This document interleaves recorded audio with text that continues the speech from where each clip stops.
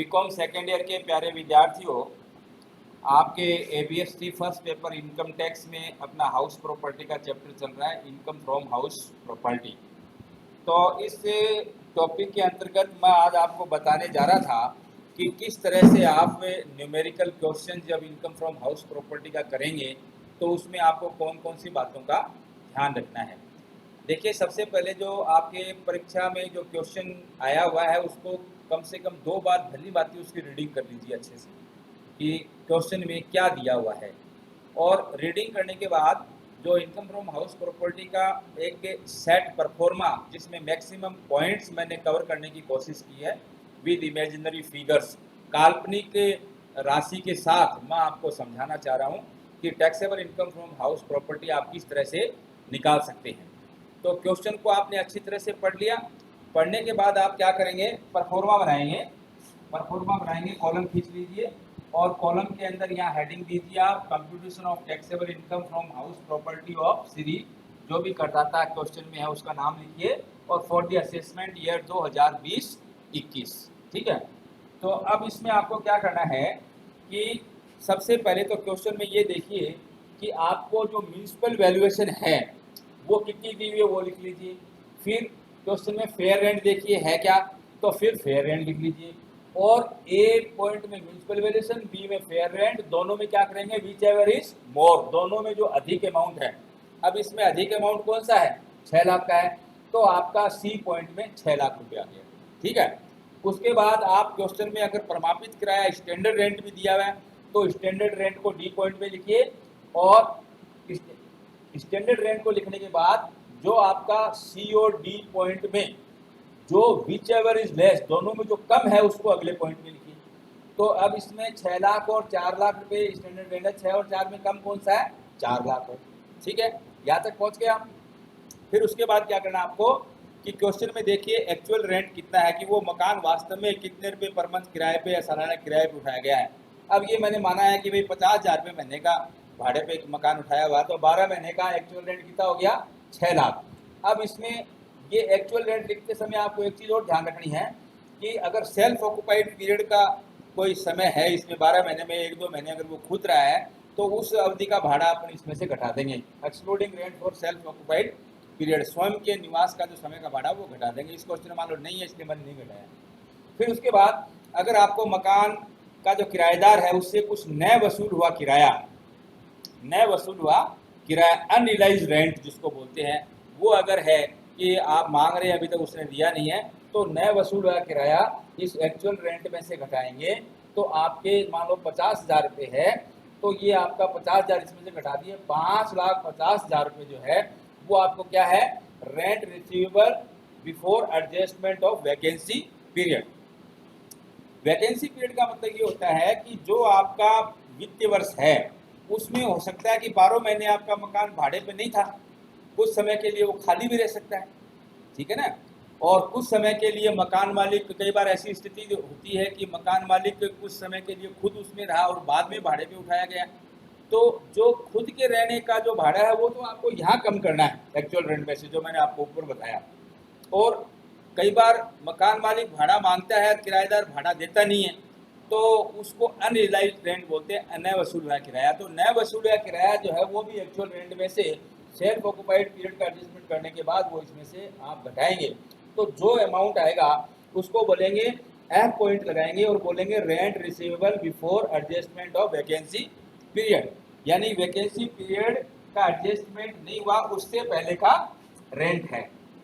अब बात आती है कि जो, अब मान लो कि ये मकान 2 महीने के लिए खाली रहा, वैकेंट रहा, तो अपन क्या करेंगे, ये जो अमाउंट जो आया है पहले तो इसकी तुलना कर लेंगे कौन से पॉइंट से, ई और एफ। ये ई और एफ पॉइंट है, ई और एफ पॉइंट है, इसकी तुलना करेंगे और तुलना करके क्या लिखना है, whichever is more of E और एफ।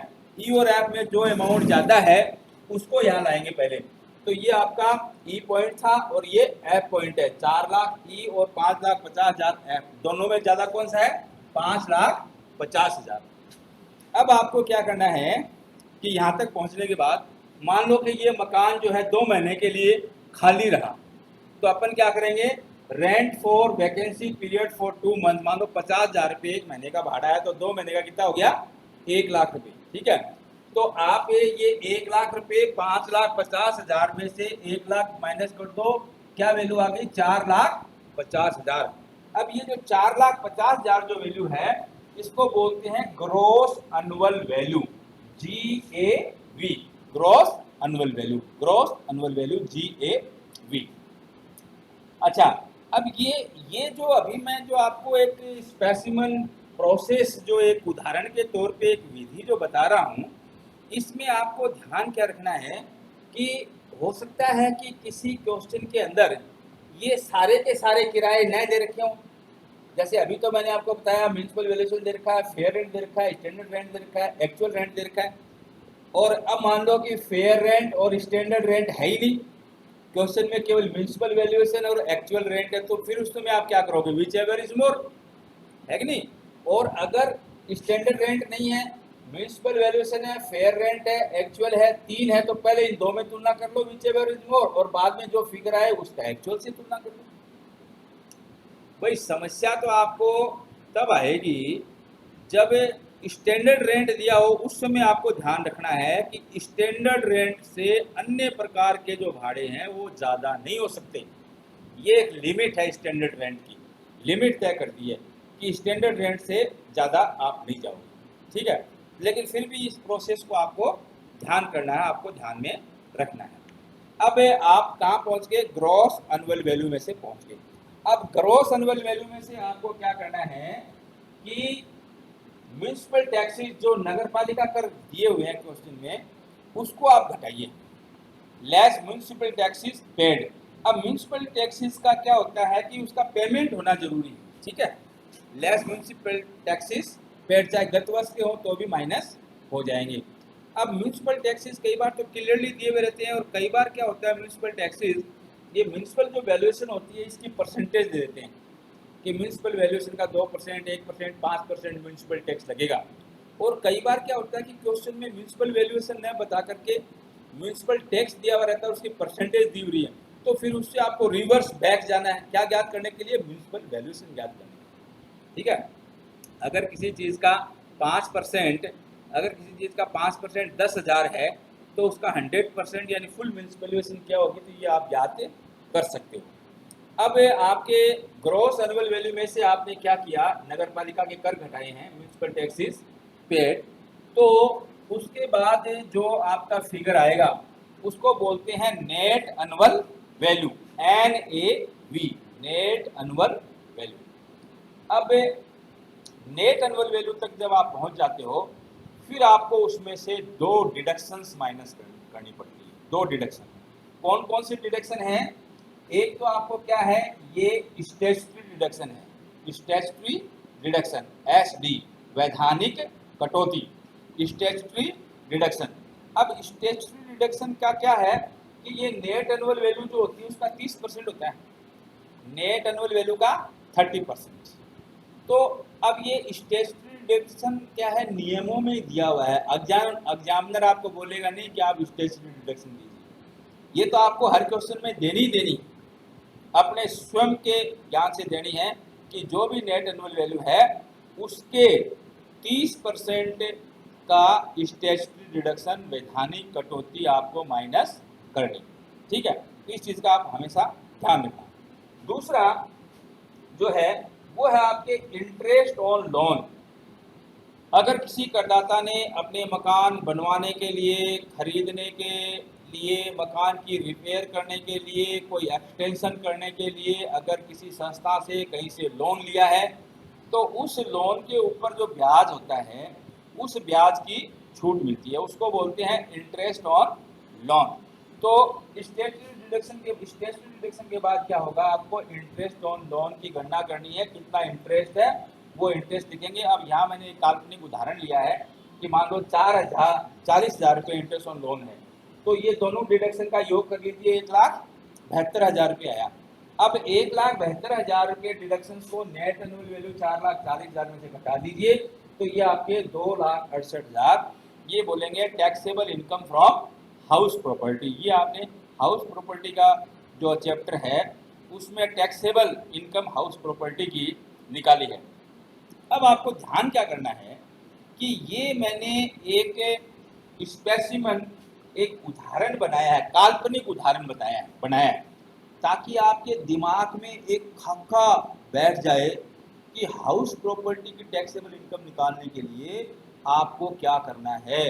तो आपको ध्यान में होना चाहिए कि शुरू में अपन जो विभिन्न प्रकार के किराए हैं उनकी तुलना कर करके फिगर लाएंगे और फिर ग्रॉस एनुअल वैल्यू में से नगर पालिका के कर जिसका पेमेंट हो चुका है वो घटाएंगे और फिर उसके बाद नेट एनुअल वैल्यू जो आएगी उसमें स्टेशनरी डिडक्शन 30% देनी है और जो इंटरेस्ट ऑन लोन है वो दो डिडक्शन दोनों को जोड़ के उसमें से नेट एनुअल वैल्यू में से आप घटाएंगे तो वो आपका क्या हो जाएगा, माइनस होने के बाद taxable income from house property आ जाएगी। अच्छा, अब ये जो इंटरेस्ट ऑन लोन है, इस इंटरेस्ट ऑन लोन के अंदर भी क्या है, एक चक्कर है, कंफ्यूजन है। बच्चों को मैं इतने सालों से इनकम टैक्स पढ़ा रहा हूँ तो मैंने देखा है कि इंटरेस्ट ऑन लोन जब सीधा साधा दिया हो तो परसेंटेज के रूप में निकाल के बच्चे फटाफट इसको माइनस कर देते हैं। लेकिन इंटरेस्ट ऑन लोन का आपको ध्यान रखना है। क्या ध्यान रखना है कि इंटरेस्ट ऑन लोन दो प्रकार का होता है, एक तो होता है रिवेन्यू नेचर और एक होता है कैपिटल नेचर, पूंजीगत और आयगत। अब जो गत वर्ष का ब्याज है, जो गत वर्ष का ब्याज है आपके फाइनेंशियल ईयर का 2019-20 का, वो तो क्या है, रिवेन्यू नेचर का इंटरेस्ट ऑन लोन, ठीक है।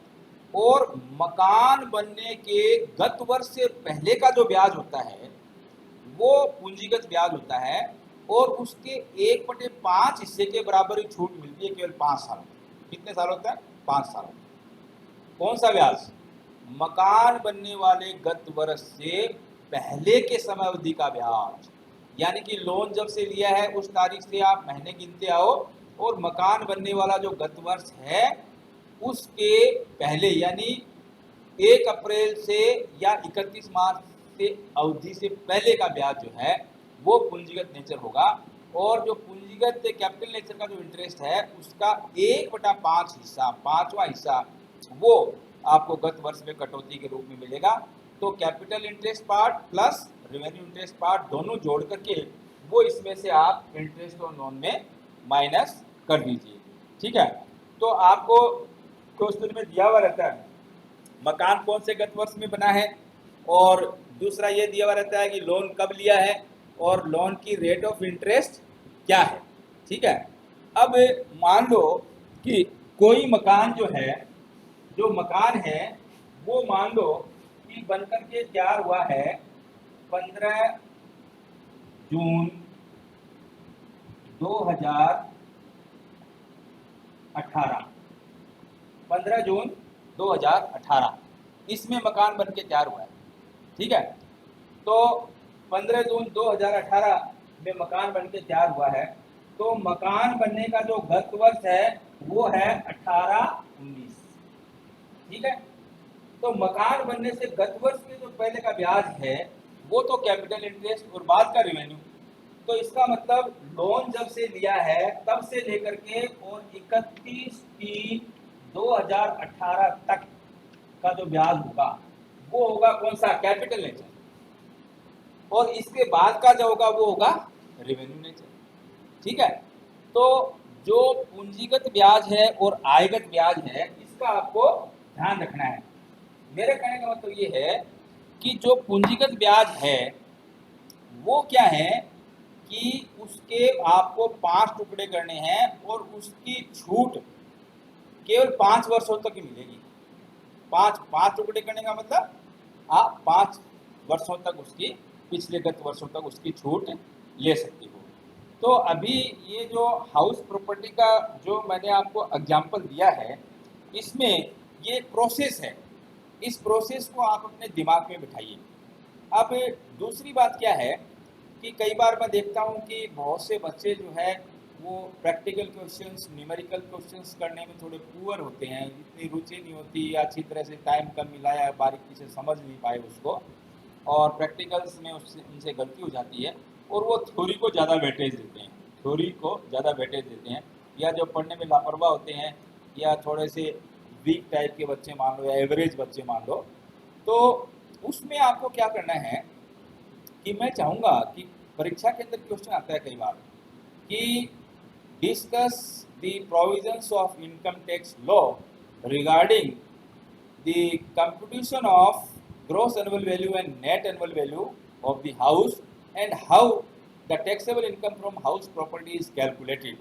यानी मकान के शुद्ध वार्षिक मूल्य का निर्धारण किस प्रकार किया जाता है और उसमें से कौन कौन सी कटौतियां दी जाती हैं, आयकर के प्रावधानों की व्याख्या कीजिए। तो ये एक प्रकार से जो थ्योरी का क्वेश्चन है, लेकिन थ्योरी के क्वेश्चन तो है लेकिन ये प्रैक्टिकल की तरह भी है। कैसे? अगर आपने मान लो ये परफॉर्मा दिमाग में बिठा लिया तो आप taxable income from house property निकालने का इमेजिनरी फिगर्स के साथ अच्छी तरह से इस प्रोसेस को भली भांति समझा सकते हो। और इस तरह से अगर आपने सभी पॉइंट्स को क्लियर कर लिया तो नेचुरल है आपके प्रैक्टिकल क्वेश्चन की तरह ही मार्क्स आएंगे। तो आज के लिए बच्चों इतना ही है। अब जो प्रैक्टिकल क्वेश्चंस है उनकी प्रैक्टिस आपको करवाई जाएगी। इससे पहले आपको जो मैंने थ्योरी और नियम बताए हैं उनको अच्छी तरह से आपको याद करना है। और इनकम टैक्स की किताब आपकी बाज़ार में आ गई है लेटेस्ट नई, उसको खरीदिए और अपना अभ्यास शुरू करिए। आज के लेक्चर्स के लिए इतना। Okay, thank you very much for listening my lecture.